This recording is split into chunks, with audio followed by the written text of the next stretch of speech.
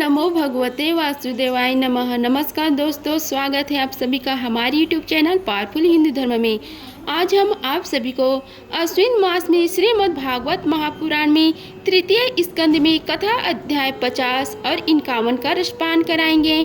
आइए रसपान कीजिए कथा अध्याय 5 का, जिसमें वर्णन है जय विजय को सनकादिक का श्राप। श्री मैत्रेय जी ने कहा, हे विदुर जी, दितु को अपने पुत्रों से देवताओं को कष्ट पहुंचाने की आशंका थी, इसलिए उसने दूसरों के तेज का नाश करने वाले उस कश्यप जी के तेज वीर्य को 100 वर्षों तक अपने उदर में ही रखा।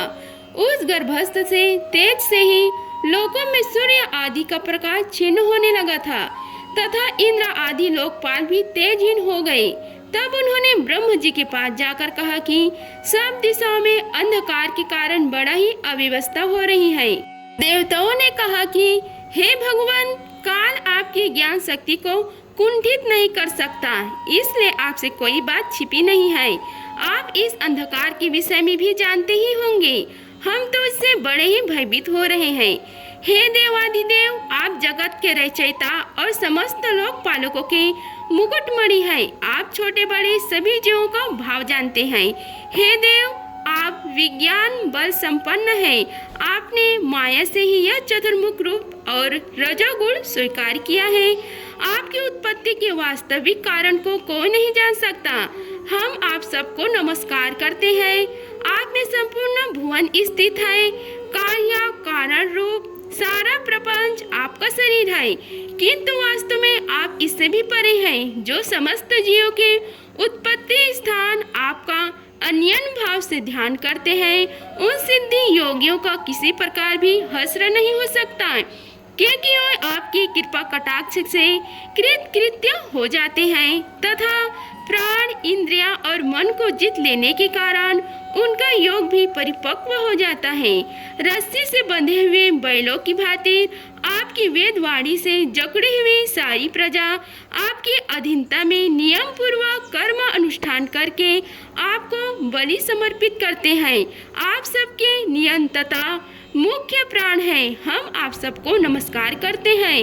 भुवन इस अंधकार के कारण देर रात का विभाग अस्पष्ट हो जाने से लोगों के सारे कर्म लुप्त होते जा रहे हैं, जिससे वे दुखी हो रहे हैं। उनका कल्याण कीजिए और हम शरणागतों की ओर अपनी अपार दया दृष्टि से निहारिए।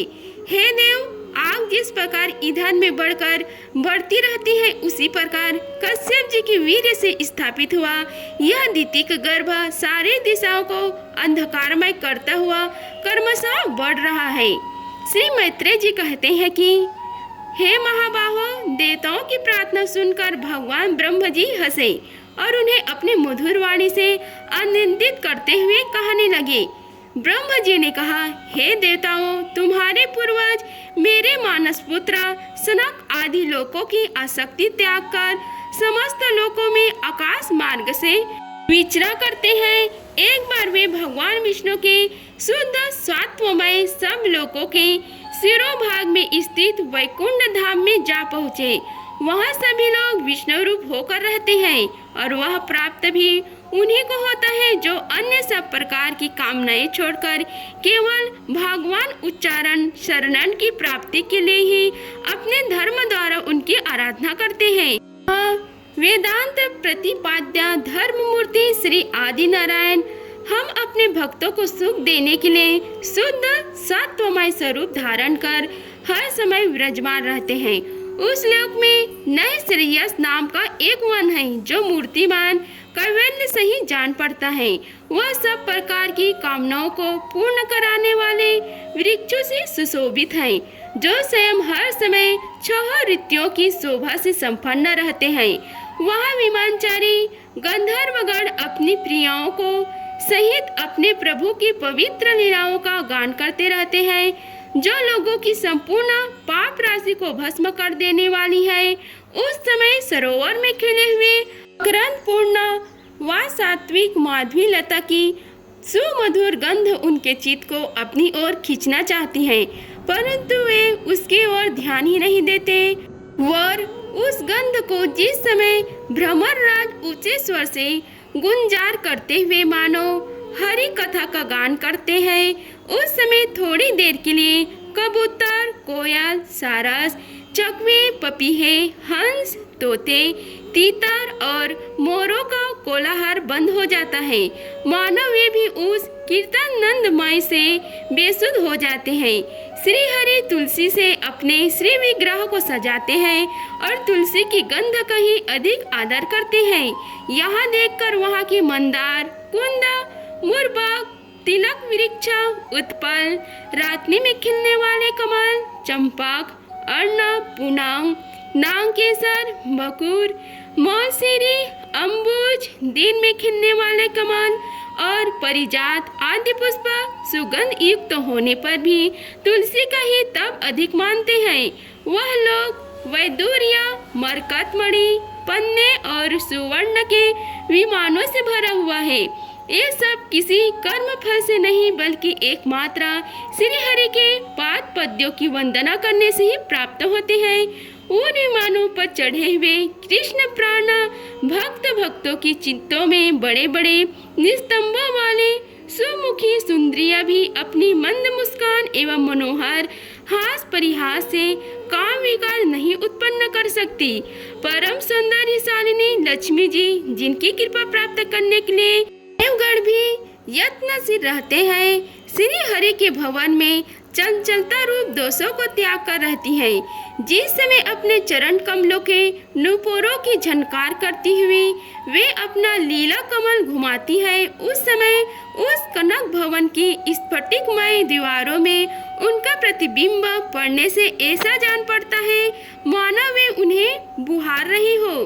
प्यारे देवताओं, जिस समय दासियों को साथ लिए वे अपने क्रीड़ावन में तुलसी दल द्वारा भगवान का पूजन करती हैं, तब वहाँ की निर्मल जल से भरे हुए सरोवर में, जिनमें मूंगे के घाट बने हुए हैं, अपना सुंदर अलक वाली और उन्नत नासिकाओं से सुशोभित मुख अरविंद देखकर यह भगवान का चुंबन किया हुआ है, यह जानकर उसे बड़ा सौभाग्यशाली समझती है। जो लोग भगवान की पाप हारिनी लीला कथाओं को छोड़कर बुद्धि को नष्ट करने वाली अर्थात काम संबंधिनी अन्य निंदित कथाएं सुनते हैं, वे उस वैकुंठ लोक में नहीं जा सकते। हाय, जब वे अभागे लोग इन सारहीन बातों को सुनते हैं, तब ये उनके पुण्य को नष्ट कर उन्हें आश्रयहीन घोर नरक में डाल देते हैं। आहा, इस मनुष्य योनि की बड़ी महिमा है। हम देवता लोग भी इसकी चाह करते हैं। इसी में तत्व ज्ञान और धर्म की भी प्राप्ति हो सकती है।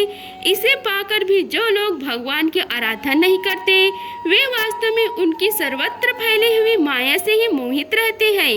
आदिदेव श्री हरि का निरंतर चिंतन करते रहने के कारण जिनसे यमराज दूर रहते हैं, आपस में प्रभु के सुयश की चर्चा चलने पर अनुराग जन्य विहलतवश जिनके नेत्रों से अविरल आंसुधारा बहने लगती है तथा शरीर में रोमांच हो जाता है और जिनके से शील स्वभाव की हम लोग भी इच्छा करते हैं, वे परम भागवत ही हमारे लोकों से ऊपर उस वैकुंठ धाम में जाते हैं। जिस समय सनक आदि मुनि विश्वगुरु श्री हरि के निवास स्थान संपूर्ण लोगों के वंदनीय और श्रेष्ठ देवताओं के विचित्र विमानों से विभूषित उस परम दिव्य और अद्भुत वैकुंठ धाम में अपने योग बल से पहुँचे, तब उन्हें बड़ा ही आनंद हुआ।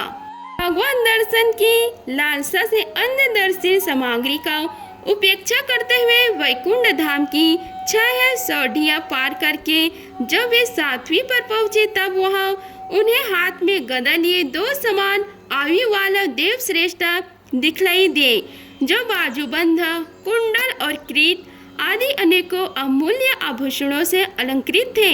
उनकी 4 श्याम भुजाओं के बीच में मत वाले मधुर करों से गुंजनमय वनमाला सुशोभित हो रही थी तथा बाकी की बाहें फड़फड़ाते हुए नासिका छद्र में और अड़ूर नयनों के कारण उनके चेहरे पर कुछ क्षोभ से चिन्ह दिखाई दे रहे थे। उनके इस प्रकार देखते रहने पर भी वे मुनिगण उनसे बिना कुछ पूछताछ के जैसे सुवर्ण और रजमय किवाड़ों से युक्त पहली 6 सीढ़ियां लाकर आए थे, उसी प्रकार उनके द्वार में भी घुस गए।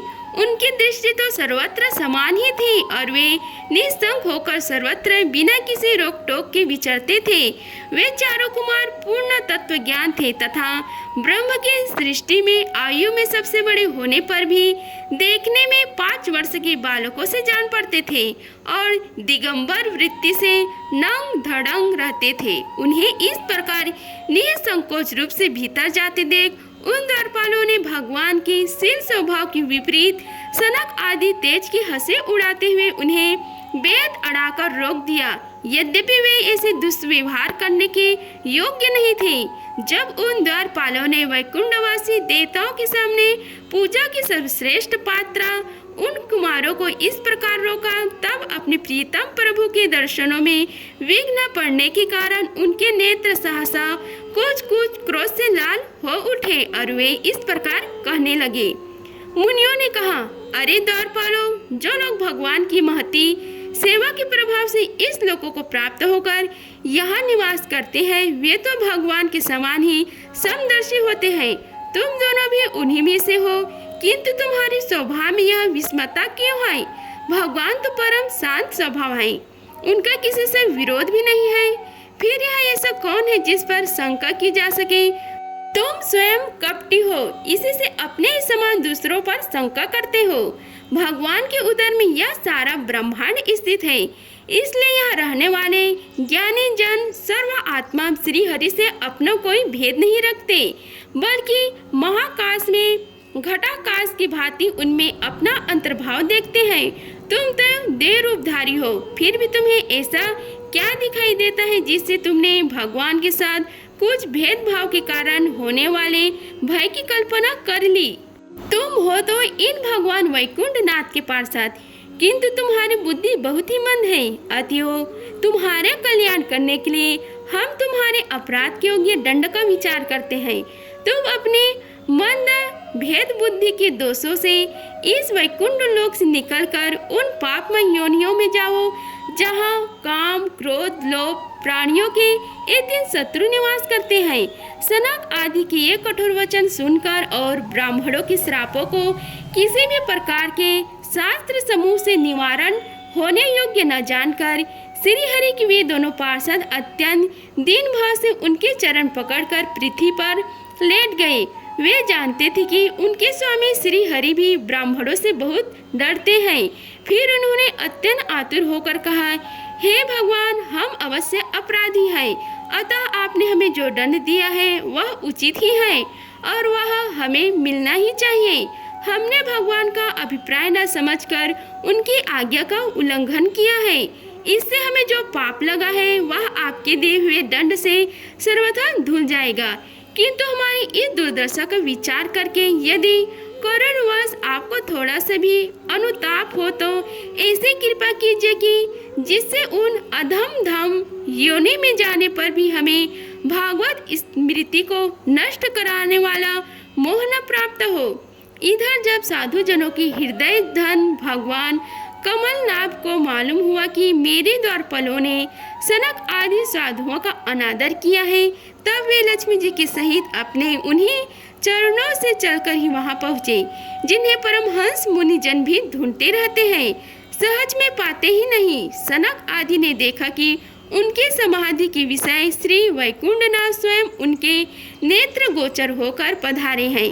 उनके साथ साथ पार्षदगण, छात्र, चामार आदि लिए चल रहे हैं तथा प्रभु के दोनों ओर राजहंसों की पंखों के समान देव श्वेत चावल डुलाए जा रहे हैं। उनकी शीतल वायु से उनकी श्वेत छत्र में लगी हुई मोतियों की झलर हिलती हुई ऐसा शोभा दे रही है मानो चंद्रमा की किरणों से अमृत की बूंदें झर रही हो।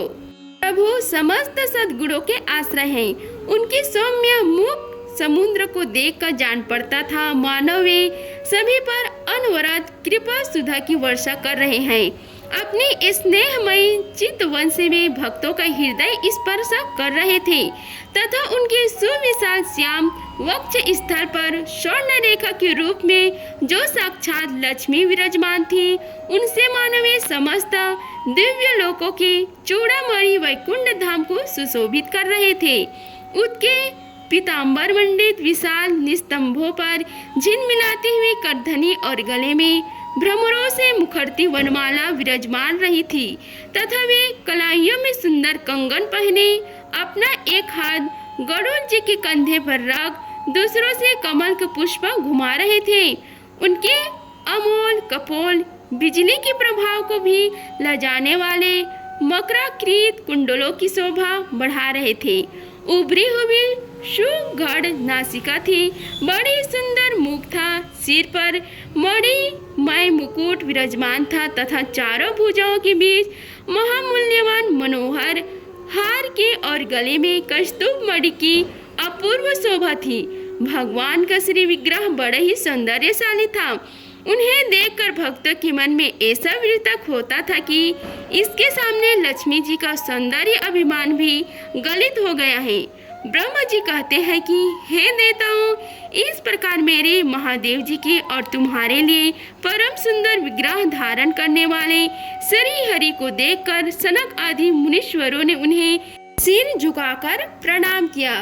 उस समय उनके अद्भुत छवि को निहारते निहारते उनके नेत्र तृप्त नहीं होते थे। सनक आदि मुनीश्वर निरंतर ब्रह्मानंद में निमग्न रहा करते थे, किंतु जिस समय भगवान कमल नयन के चरण अरविंद मकरंद से मिली हुई तुलसी मंजरी की गंध से सुवासित वायु ने नासिका रंध्र को द्वारा उनके अंतःकरणों में प्रवेश किया, उस समय वे अपने शरीर को संभाल न सके और उस दिव्य गंधन के उनके मन में भी खलबली पैदा कर दी। भगवान का मुख नील कमल के समान था, अति सुंदर आधार और मुकुंद कली के समान मनोहर हाथ से उसकी शोभा और भी बढ़ गई थी।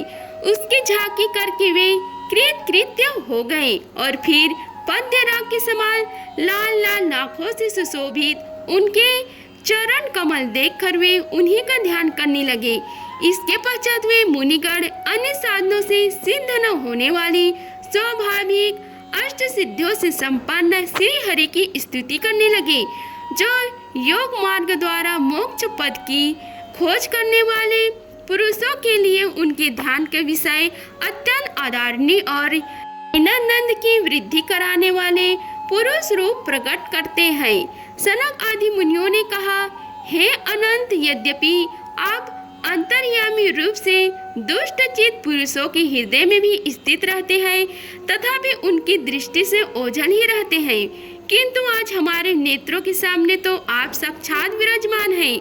हे प्रभु, जिस समय आपसे उत्पन्न हुए हमारे पिता ब्रह्म जी ने आपका रहस्य वर्णन किया था, उसी समय सर्वरंध्र द्वारा हमारी बुद्धि में तो आप आविराजे थे, किंतु प्रत्यक्ष दर्शन का महान सौभाग्य तो हमें आज ही प्राप्त हुआ है।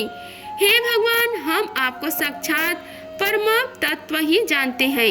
इस समय आप अपने विशुद्ध सत्वमय विग्रह से अपने इन भक्तों को आनंदित कर रहे हैं। आपकी इस सगुण साकार मूर्ति को राग और अहंकार से मुक्त मुनिजन आपकी कृपा दृष्टि से प्राप्त हुए सुदृढ़ भक्ति योग के द्वारा अपने हृदय में उपलब्ध करते हैं। हे प्रभु, आपको सुयश अत्यंत कीर्तनीय और सांसारिक दुखों की निवृत्ति कराने वाला है। आपके चरणों की शरण में रहने वाले जो महाभाग आपकी कथाओं को रसिक हैं, वे आपके अत्यंत प्रसाद मोक्ष पात को भी कुछ अधिक नहीं गिनते। फिर जिन्हें आपकी जरा सी टेढ़ी भाव ही भयभीत कर देती है, उन इंद्रपद आदि अन्य भोगों के विषय में तो कहना ही क्या है। हे भगवान, यदि हमारा चित्त भौरों की तरह आपके चरण कमलों में ही रमण करता रहे, हमारे वाणी तुलसी के समान आपके चरण संबंधों से ही सुशोभित हो और हमारे कान आपकी सुयश सुधा से परिपूर्ण रहे, तो अपने पापों के कारण भले ही हमारा जन्म नरक आदि योनियों में हो जाए, इसकी हमें कोई चिंता नहीं है। विपुल कीर्ति प्रभु, आपने हमारे सामने जो यह मनोहर रूप प्रकट किया है, उससे हमारे नेत्रों को बड़े ही सुख मिला है। विषय सकता अजितेंद्र पुरुषों के लिए इसका दृष्टि गोचर होना अत्यंत कठिन है। आप साक्षात भगवान हैं और इस प्रकार इस पटेता हमारे नेत्रों के सामने प्रकट हुए हैं। हम आपको प्रणाम करते हैं। इति श्री भागवत महापुराणे तृतीय स्कंद में कथा अध्याय 50 का समाप्त हुआ। आइए रसपान कीजिए कथा अध्याय 51 का, जिनमें वर्णन है जय विजय का वैकुंठ से पतन। आइए आगे की कथा का रसपान कीजिए। श्री ब्रह्म जी ने कहा, हे देवगण, जब योग निष्ठा सनक आदि मुनियों ने इस प्रकार स्तुति की, तब वैकुंठ निवास श्री हरि उनकी प्रशंसा करते हुए यह कहा। श्री भगवान ने कहा, हे मुनिगण, ये जय विजय मेरी पार्षद है। उन्होंने मेरी कुछ भी परवाह न करके आपका बहुत बड़ा अपराध किया है। आप लोग भी मेरे अनुगत भक्त हैं, अतः इस प्रकार मेरी अवज्ञा करने के कारण आपने इन्हें जो दंड दिया है वह मुझे भी अभिमन्य है। हे ब्राह्मण, मेरे परम आराध्य है। मेरे अनुचरों के द्वारा आप लोगों को जो तिरस्कार हुआ है, मैं उसे अपना ही किया हुआ मानता हूँ। इसलिए मैं आप लोगों से प्रसन्नता की भिक्षा मांगता हूँ। सेवकों के अपराध करने पर संसार के उनके स्वामी का ही नाम लेते हैं। वह अपयश उसकी कृति को इस प्रकार दूषित कर देता है जैसे त्वचा को चर्म रोग। निर्मल सूर्य सुधा में गोता लगाने से चंडाल पर्यंत सारा जगत तुरंत पवित्र हो जाता है। इसलिए मैं विकुंड कहलाता हूँ, किंतु यह पवित्र कीर्ति मुझे आप लोगों से ही प्राप्त हुई है। इसलिए जो कोई आपके विरुद्ध आचरण करेगा वह मेरी भुजा ही क्यों न हो, मैं उसे तुरंत काट डालूंगा। आप लोगों की सेवा करने से ही मेरी चरण रज को ऐसी पवित्रता प्राप्त हुई है कि वह सारे पापों को तत्काल नष्ट कर देती है, और मुझे ऐसा सुंदर स्वभाव मिला है कि मेरे उदासीन रहने पर भी लक्ष्मी जी मुझे एक क्षण के लिए भी नहीं छोड़ती। यद्यपि इन्हीं की लेस मात्रा कृपा कटाक्ष के लिए अन्य ब्रह्मा आदि देवता नाना प्रकार के नियमों एवं व्रतों का पालन करते हैं, जो अपने संपूर्ण कर्म फल मुझे अर्पण कर सदा संतुष्ट रहते हैं। वे निष्काम ब्राह्मण ग्रास पर तृप्त होते हुए घी से तरह तरह के पकवानों का जब भोजन करते हैं, तब उनके मुख से मैं जैसा तृप्त होता हूँ, वैसे यज्ञ में अग्नि रूप मुख से यजमान की दी हुई आहुतियों को ग्रहण करके नहीं होता। योग माया का अखंड और असीम ऐश्वर्य मेरे अधीन है, तथा मेरी चरणोदिक रूपणी गंगा जी चंद्रमा को नमस्तक पर धारण करने वाले भगवान शंकर के सहित समस्त लोगों को पवित्र करती है। ऐसा परम पवित्र एवं परमेश्वर होकर भी मैं जिनकी पवित्र चरण रज को अपने मुकुट पर धारण करता हूँ, उन ब्राह्मणों के कर्म को कौन नहीं सहन करेगा। हे ब्राह्मण, दूध देने वाली गौएं और अनाथ प्राणी ये मेरे ही शरीर हैं। पापों के द्वारा विवेक दृष्टि नष्ट हो जाने के कारण जो लोग इन्हें मुझ में भिन्न समझते हैं, उन्हें मेरे द्वारा नियुक्त यमराज के ग्रंथ जैसे दूध, जो सर्प के समान क्रोधी है, अत्यंत क्रोधित होकर अपने चोंचों से नोचते हैं। ब्राह्मण तिरस्कार पूर्वक कटु भाषण भी करे तो भी जो उसमें मेरी भावना करके प्रसन्न चित्त से तथा अमृत भरी मुस्कान से युक्त मुख कमल से उसका आदर करते हैं, तथा जैसे रूठे हुए पिता को पुत्र और आप लोगों को मैं मानता हूँ, उसी प्रकार जो प्रेम पूर्ण वचनों से प्रार्थना करते हुए उन्हें शांत करते हैं, वे मुझे अपने वश में कर लेते हैं। मेरे इन सेवकों ने मेरा अभिप्राय न समझकर ही आप लोगों का अपमान किया है। इसलिए मेरे अनुरोध से आप केवल इतना कृपा कीजिए कि इनका यह निर्वासन काल शीघ्र ही समाप्त हो जाए। ये अपने अपराध के अनुरूप अधम गति को भोग कर शीघ्र ही मेरे पास लौट आए। ब्रह्मा जी कहते हैं कि हे देवताओं, सनक आदि मुनि क्रोध रूप से सर्प से डसे हुए थे, तो भी उनका चित्त अंतःकरण को प्रकाशित करने वाले भगवान की मंत्रमयी सुमधुर वाणी सुनते सुनते तृप्त नहीं हुआ। भगवान की उक्ति बड़ी मनोहर और थोड़े अक्षरों वाली थी, किंतु वह इतनी अर्थपूर्ण, सारयुक्त, दुर्व्यंग्य और गंभीर थी कि बहुत ध्यान देकर सुनने और विचार करने पर भी वे यह न जान सके कि भगवान क्या कहना चाहते हैं। भगवान की इस अद्भुत उदारता को देखकर वे बहुत आनंदित हुए और उनका अंग अंग पुलकित हो गया। फिर योग माया के प्रभाव से अपने परम ऐश्वर्य का प्रभाव प्रकट करने वाले प्रभु से वे हाथ जोड़कर कहने लगे। मुनियों ने कहा, हे स्वयं प्रकाश भगवान, आप सर्वेश्वर होकर भी जो यह कह रहे हैं कि यह आपने मुझ पर बड़ा अनुग्रह किया है, सो इससे आपका क्या अभिप्राय है, यह हम नहीं जान सके। हे प्रभु, आप ब्राह्मणों पर परम हितकारी हैं। इससे लोक शिक्षा के लिए आप भले ही ऐसा माने कि ब्राह्मण मेरे आराध्य देव हैं, वास्तुतः तो ब्राह्मण तथा देवताओं का भी देवता ब्रह्म आदि के आप भी आत्मा और आराध्य देव है।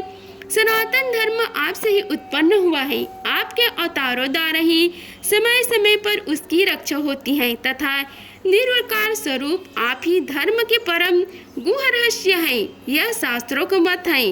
आपकी कृपा से निर्वृत्त प्रायण योगी जन सहज में ही मृत्यु रूप संसार सागर से पार हो जाते हैं। फिर भला दूसरे कोई आप पर क्या कृपा कर सकता है।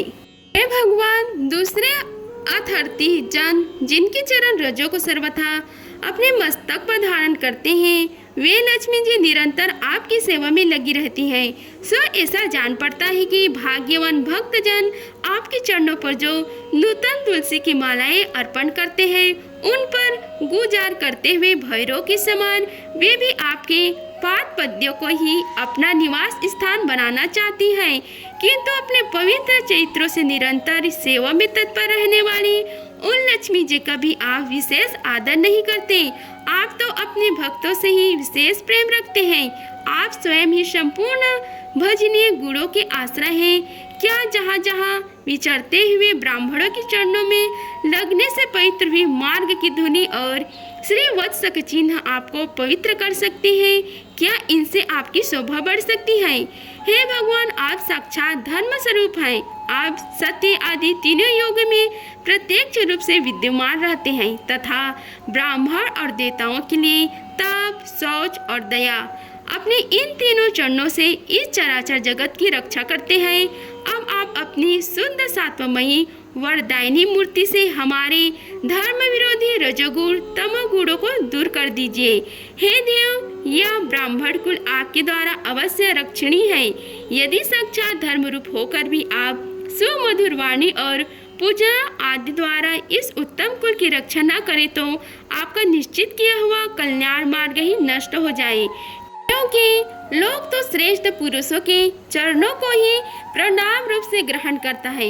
हे प्रभु, आप सत्य गुण की खान हैं और सभी जीवों को कल्याण करने के लिए उत्सुक हैं। इसी से आप अपनी शक्ति रूप राजा आदि के द्वारा धर्म के शत्रुओं का संहार करते रहते हैं, क्योंकि वेद मार्ग का उच्छेद आपको अभिष्ट नहीं है। आप त्रिलोक के नाथ और जगत प्रतिपालक होकर भी ब्राह्मणों के प्रति इतने नर्म रहते हैं, इससे आपके तेज की कोई हानि नहीं होती। यह तो आपकी लीला मात्र है। सर्वेश्वर, इन द्वारपालों को आप जैसा उचित समझे वैसा ही दंड दे अथवा पुरस्कार रूप में इनकी वृद्धि बढ़ा दे। हम निष्कपट भाव से सब प्रकार से आपसे सहमत हैं, अथवा हमने आपके इन अपराध अनुचरों को श्राप दिया है, इसके लिए हम ही को उचित दंड दे, हमें वह भी सहर्ष स्वीकार है। श्री भगवान ने कहा, मुनिगण, आपने इन्हें जो श्राप दिया है सब जानिए वह मेरी ही प्रेरणा से हुआ है। अब ये शीघ्र है दैत्य योनि को प्राप्त होंगे और वहाँ क्रोध वेश से बढ़ी हुई एकाग्रता के कारण सुदृढ़ योग संपन्न होकर फिर जल्दी ही मेरे पास लौट आएंगे। श्री ब्रह्म जी कहते हैं कि तदंतर उन मुनीश्वरों ने नयन अभिराम भगवान श्री विष्णु और उनके स्वयं प्रकाश वैकुंठ धाम के दर्शन करके प्रभु की परिक्रमा की और उन्हें प्रणाम कर तथा उनकी आज्ञा पाकर भगवान के ऐश्वर्य का वर्णन करते हुए प्रमुदित हो वहां से लौट गए। फिर भगवान के अपने अनुचरों से कहा, जाओ, मन में किसी प्रकार का भय मत करो, तुम्हारा कल्याण हो। मैं सब कुछ करने में समर्थ होकर भी ब्रह्म तेज को मिटाना नहीं चाहता, क्योंकि ऐसा ही मुझे अभिमत भी है। एक बार जब मैं योग निद्रा में स्थित हो गया था, तब तुमने द्वार में प्रवेश करते हुए लक्ष्मी जी को रोका था। उस समय उन्होंने क्रुद्ध होकर पहले ही तुम्हें यह श्राप दे दिया था। अब दैत्य योनि में मेरे प्रति क्रोधकार वृत्ति रहने से तुम्हें जो एकाग्रता होगी उससे तुम इस विप्र तिरस्कार जनित पाप से मुक्त हो जाओगे और फिर थोड़ी ही समय मेरे पास लौट आओगे। द्वारपालों को इस प्रकार आज्ञा दी। भगवान ने विमानों की श्रेणियों से सुसज्जित अपने सर्व अधिक श्री संपन्न धाम में प्रवेश किया। वे देव श्रेष्ठ जय विजय तो ब्रह्म श्राप के कारण उस अलग्ने भागवत धाम में ही श्रीहीन हो गए तथा उनका सारा गर्व गलित हो गया। हे पुत्रों, फिर जब वे वैकुंठ लोक से गिरने लगे तब वह श्रेष्ठ विमानों पर बैठे हुए वैकुंठ वासियों ने महान हाहाकार मचा दिया। इस समय दीति के गर्भ में स्थित जो कश्यप जी का उग्र तेज है उसमें भगवान के उन पार्षदों ने प्रवेश होने की प्रभाव से किया है। उन दोनों ने असुरों के तेज से ही तुम सबका तेज फीका पड़ गया है। इस समय भगवान ऐसा ही करना चाहते हैं जो आदि पुरुष संसार की उत्पत्ति स्थिति और लय के कारण जिनके योग माया को बड़े बड़े योगी जन भी बड़ी कठिनता से पार कर पाते हैं, वे सत्वक आदि तीनों गुणों की नियंता श्री हरि हमारा कल्याण करेंगे। अब इस विषय में हमारे विशेष विचार करने से क्या लाभ हो सकता है। इति श्री भागवत महापुराणे तृतीय स्कंद में जय विजय का पतन का कथा अध्याय 51 समाप्त हुआ। अगर आप सभी को हमारी वीडियो अच्छी लगी होगी तो वीडियो को लाइक कीजिए, चैनल को सब्सक्राइब कीजिए और कमेंट बॉक्स में ओम नमो भगवते वासुदेवाय लिखें। धन्यवाद। मिलते हैं अगले वीडियो में, तब तक के लिए जय श्री राधे कृष्ण।